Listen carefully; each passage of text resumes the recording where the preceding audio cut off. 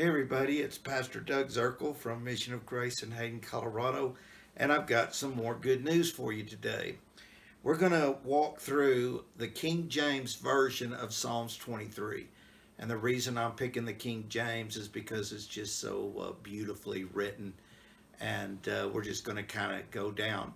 Now, a lot of times you hear this chapter and these verses maybe during a eulogy or in remembrance of someone, or when somebody's going through that period in their life where they are walking through the valley of the shadow of death.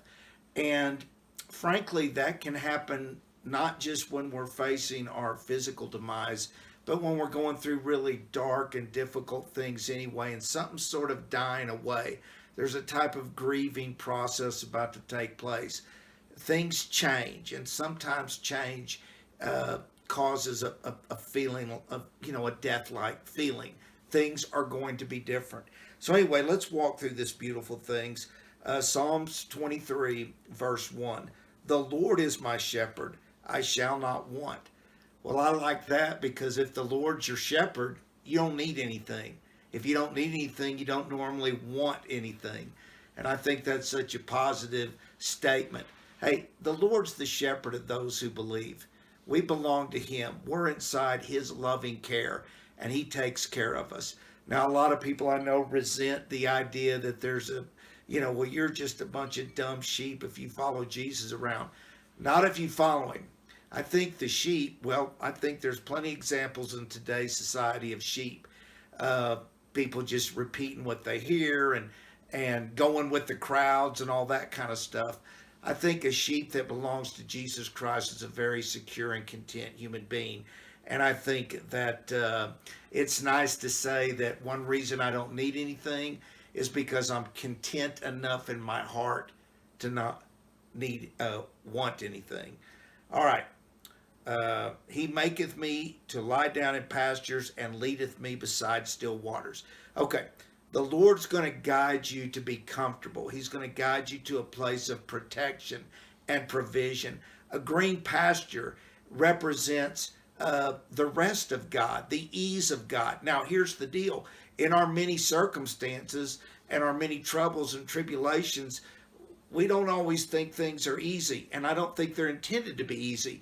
But when you know your heart has everything it needs, the presence of God, the peace of God, the hope of God, you're in green pastures. And a lot of times people teach these days, and I think it's prevalent in our society. We're seeing it on the streets.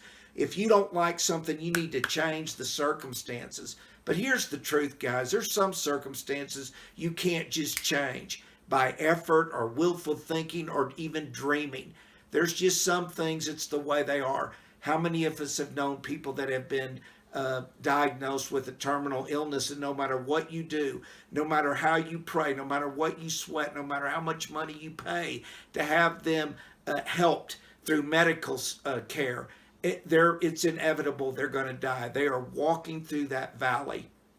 And we walk through so many, but you know what? It's not the circumstance that needs to change.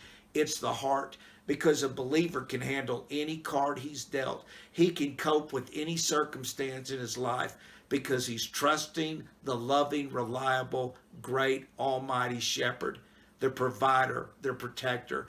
And with God, we're in green pastures. He restores my soul. He leads me in paths of righteousness for His name's sake. Listen, what a lot of people need is just restoration. We need a new way of seeing the world. We need a new chance with our lives to rebuild, to reconcile, to renew, to try again. And God, Jesus Christ, the great shepherd, restores our souls and makes it possible. He's the one who leads us in paths of righteousness. He leads us to do the right thing, not for our sake, but for His sake, to His glory. And that's all good with us. All right, guys, I'll talk to you next week. Have a wonderful weekend. God bless you.